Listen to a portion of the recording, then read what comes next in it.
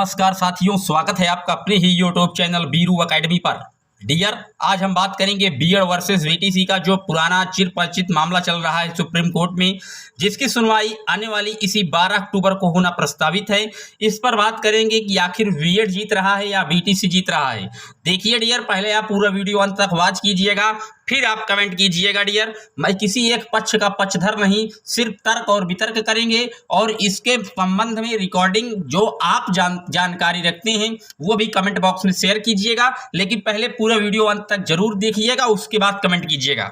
Dear, जैसा कि आपको पता है कि बीएड वर्सेस वीटीसी का ये वही मामला है जिसमें राजस्थान की जोधपुर हाई कोर्ट ने एनसीटीई 28 जून 2018 के गजट को रद्द कर दिया था।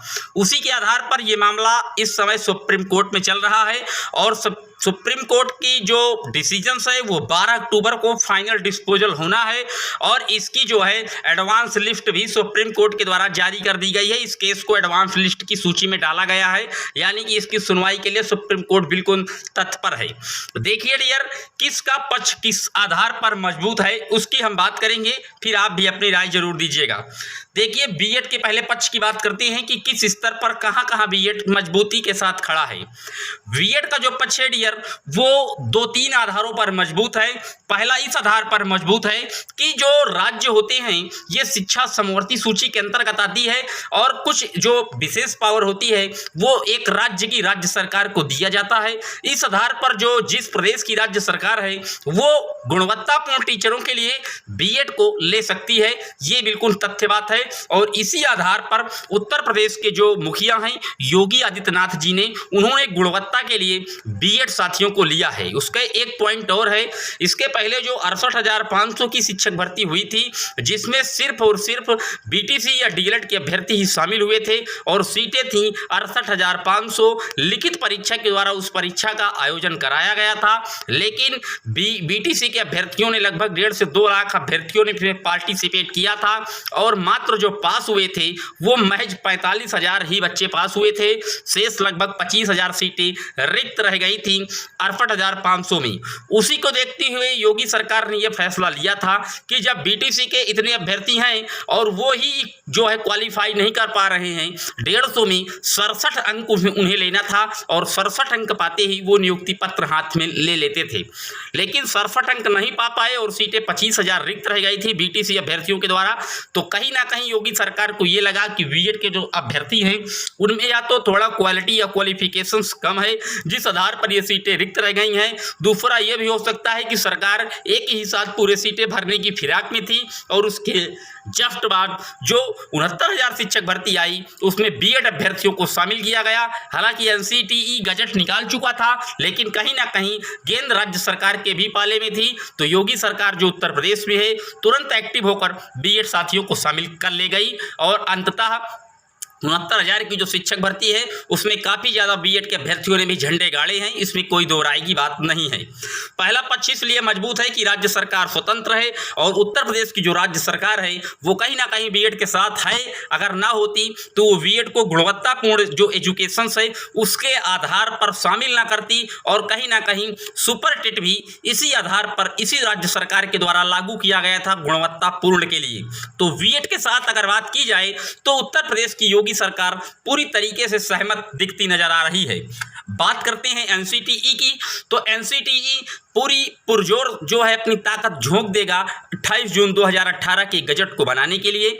लेकिन कुछ खामियां जरूर हैं 28 जून 2018 के गजट में, जिसके आधार पर राजस्थान की जोधपुर हाई कोर्ट ने उसको डिस्प्यूट किया है, उसकी भी बात आगे करेंगे। अगला जो मुद्दा है केंद्र सरकार का रुख किस तरफ है, तो जो हमारा शिक्षा मंत्रालय है एमएचआरडी है वो भी कहीं ना कहीं बीएड अभ्यर्थियों की तरफ जो है झुकता नजर आता है। अगर झुकता नजर ना आता तो एनसीटीई का जो एक्ट है जो एनसीटीई ने अपने गजट में इसको शामिल किया था उस पर केंद्र सरकार तुरंत अपनी सहमति ना देती, वो एक बार इसको विवेचना के लिए फिर से भेज सकती थी। लेकिन केंद्र सरकार ने एनसीटीई के गजट में तुरंत हरी झंडी दिखाई थी, तो इसका मतलब ये हुआ कि केंद्र सरकार भी बीएड अभ्यर्थियों के साथ पूरी तल्लीनता के साथ खड़ी है। अब बात करते हैं बीटीसी का, तो बीटीसी का पक्ष किस आधार पर मजबूत है ये हम बात कर लेते हैं। तो बीटीसी साथियों का जो पक्ष है वो राजस्थान का जो दिया गया डिसीजन है जोधपुर का, पहले तो उसकी जो ऑर्डर की कॉपी है वो मेन बेस है बीटीसी साथियों का। दूसरी अगर बात की जाए तो एनसीटी ने जो कानून बनाया था बीएड साथियों के लिए थोड़ा जल्दबाजी में कर दिया। आरटीई एक्ट की उपधारा 2 में यह मेंशन है साफ साफ कि आप जो है एनसीटी को, यानी कि आप जो है रेगुलेटरी बॉडी हैं, आप नियम और कानून बना सकते हैं, लेकिन आपके द्वारा जो बनाया गया नियम है वो प्रत्येक राज्य सरकार पर थोपा नहीं जा सकता। इसके लिए आपको प्रत्येक राज्य की राज्य सरकार से एक बार एक सुझाव मांगना होगा। जैसे बीएड को प्राथमिक में शामिल किया था एनसीटी ने, तो किसी भी राज्य की राज्य सरकार से उन्होंने कोई सुझाव नहीं मांगा था। इसी बेस पर जोधपुर की राजस्थान हाई कोर्ट ने उसको जो है गजट को रद्द किया है डियर। दूसरा जो एनसीटी ने एक गलती की है वो ये है कि अगर किसी विशेष राज्य में बीटीसी या डीएलएड या जेबीटी जो भी आपके यहाँ 2 वर्षीय कोर्स होता हो प्राथमिक में, अगर उस राज्य में उस सत्र के अभ्यर्थियों की संख्या कम है तो उस राज्य सरकार की सलाह पर आप वहाँ बीएड या अन्य बड़े डिग्रियों को शामिल कर सकते हैं।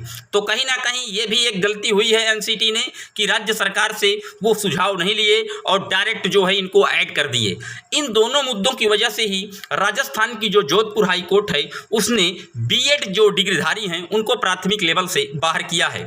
अब अगर हम बात कर लें कि सुप्रीम कोर्ट का जो डिसीजन आता है, एक पॉइंट की बात हम समझ लें कि अगर सुप्रीम कोर्ट ने बीटीसी साथियों की जीत हो जाती है और बीएड को बाहर किया जाता है प्राथमिक लेवल से, तो क्या फिर से बीएड में प्राथमिक लेवल में बीएड को शामिल करा सकती है सरकार? जी हाँ, बिल्कुल करा सकती है।